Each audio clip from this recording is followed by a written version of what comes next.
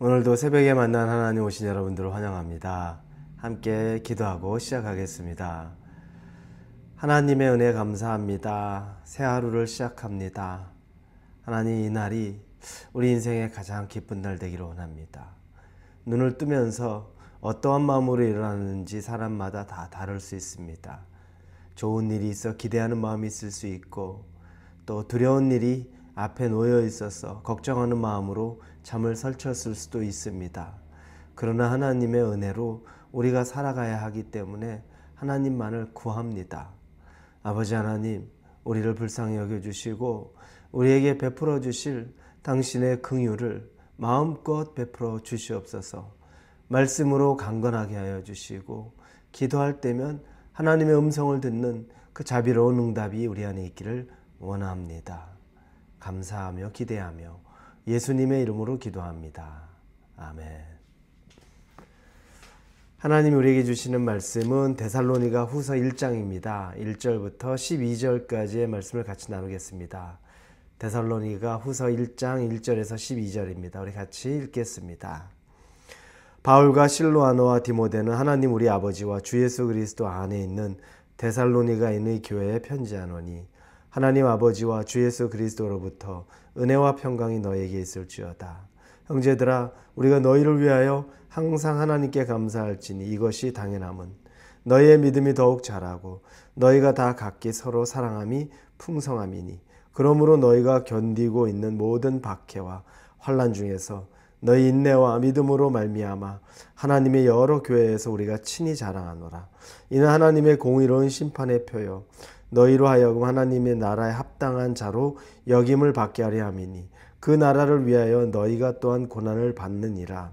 너희로 환난을 받게 하는 자들에게는 환난으로 갚으시고 환난을 받는 너희에게는 우리와 함께 안식으로 갚으시는 것이 하나님의 공이시니, 주 예수께서 자기의 능력의 천사들과 함께 하늘로부터 불꽃 가운데 나타나실 때 하나님을 모르는 자들과 우리 주 예수의 복음에 복종하지 않는 자들에게 형벌을 내리시리니, 이런 자들은 주의 얼굴과 그의 힘의 영광을 떠나 영원한 멸망의 형벌을 받으리로다. 그날에 그가 강림하사 그의 성도들에게서 영광을 받으시고 모든 믿는 자들에게서 놀랍게 여김을 얻으시리니, 이는 우리의 증거가 너희에게 믿어졌음이라. 이러므로 우리도 항상 너희를 위하여 기도함은 우리 하나님이 너희를 그 부르심에 합당한 자로 여기시고 모든 선을 기뻐함과 믿음의 역사를 능력으로 이루게 하시고, 우리 하나님과 주 예수 그리스도의 은혜대로 우리 주 예수의 이름이 너희 가운데서 영광 받으시고 너희도 그 안에서 영광을 받게 하려 함이라. 아멘. 데살로니가 후서는 데살로니가 전서가 쓰여진 이후에 대략 한 몇 개월 정도 지나서 보내진 두 번째 편지입니다. 바울은 여전히 데살로니가 교회 안부를 전하면서 성도들에게 대해서 감사한 마음을 갖습니다. 특별히 자기에게 대단한 것을 한 것 때문이 아니라 그들이 잘 버티고 신앙생활을 하고 있는 그것이 그렇게 감사한 겁니다. 우리가 자녀를 키웁니다. 자녀가 장성해 갑니다.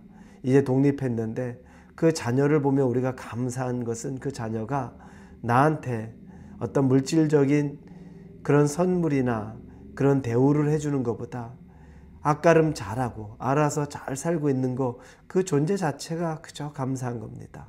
그와 같은 마음으로 바울은 그들을 감사히 여기고 있습니다. 자, 그 중에서 바울이 어떤 부분에서 감사하고 있는지 우리 몇 가지 좀 보려고 합니다. 첫째는 모든 환난 중에, 박해 중에 인내와 믿음으로 굳건히 서 있는 것에 대해서 감사하고 있습니다. 그는 데살로니가 교인들이 어린아이와 같았죠. 한 비유를 들자면, 한 가정에 아이가 태어났는데 그 어린아이가 어려서부터 참 가정 환경이 좋지 않습니다. 부모가 없거나, 그리고 어렵게 살고 있는 부모 가운데 이 아이도 어려서부터 많은 고생을 겪어야 되는 그런 삶입니다.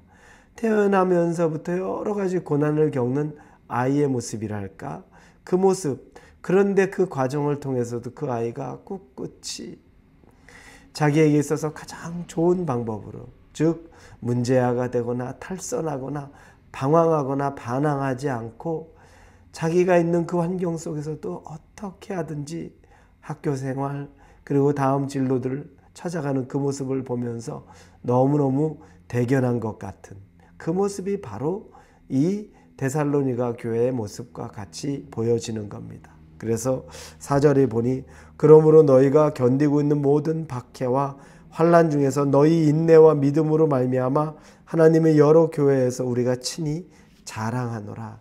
너희는 우리의 자랑이다. 너희는 나의 자랑이다. 우리 예수님 믿는 수많은 교회의 자랑은 바로 너희다.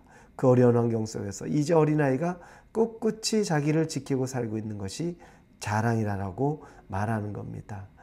사랑하는 우리 홀리웨이 성도 여러분, 여러분이 하나님 앞에 있으면서 여러분이 잘 자라고 있는 것이 조금씩 성장하고 버티고 있는 것 그 자체가 우리에게 자랑입니다. 하나님에게 자랑이 되는 겁니다.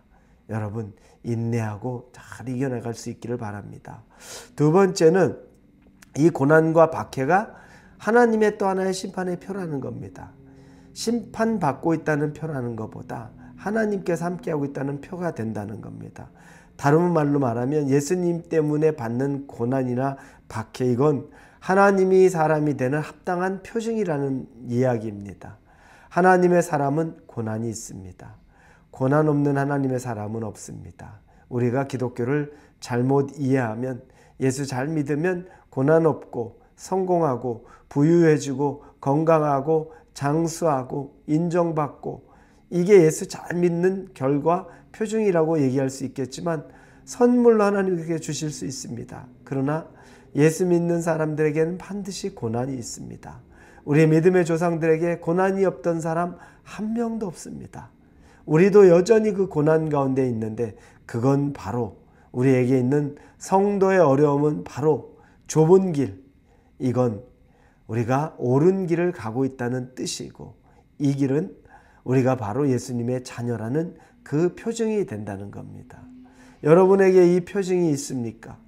여러분에게 고난이 있습니까? 그러면 이것이 우리가 갖는 하나님의 자녀라는 또 하나의 표징이 될 수 있다는 것을 믿으십시오. 그리고 또 그게 위로가 될 수 있기를 바랍니다.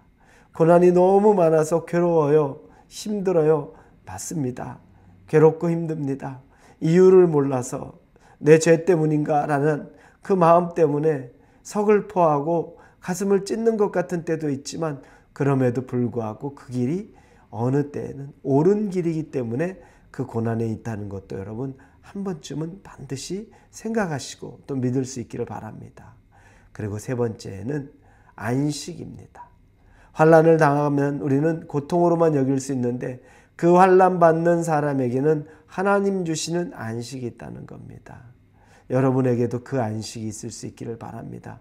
고통은 고통이지만 하나님이 주시는 평안함, 주 안에 있는 안전함, 그 안식이 있습니다. 여러분, 예수님은 반드시 재림하십니다. 이 땅에 오실 겁니다. 우리는 그 재림을 예수님을 기다리고 사는 겁니다. 언제 올까? 그리고 그 삶을 내가 기다릴 수 있을까? 시간이 지나가나? 저는 50이 넘었는데 제가 이 50이 넘는 나이가 될 거라는 건 한 번도 상상해 본 적이 없습니다. 그건 우리 아버지 때의 나이라고 생각만 했습니다. 그런데 어느 때 시간이 지나고 보니 제가 50을 훌쩍 넘겼습니다. 이건 시간이 그렇게 빨리 가고 있다는 겁니다. 내가 상상하지 못할 만큼 시간이 그렇게 가고 있다는 겁니다. 그러면 이제 예수님 오실 날도 얼마 멀지 않았다는 겁니다.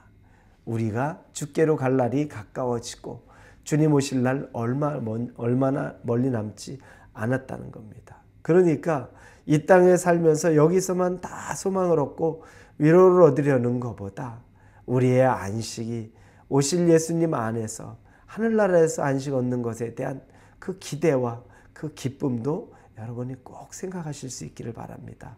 여기가 끝은 아닙니다. 우리 함께 기도하겠습니다. 하나님 감사합니다. 지금 이곳이 끝은 아닙니다. 예수님 오실 그날을 기대합니다. 우리와 함께하여 주옵소서. 예수님의 이름으로 기도합니다. 아멘.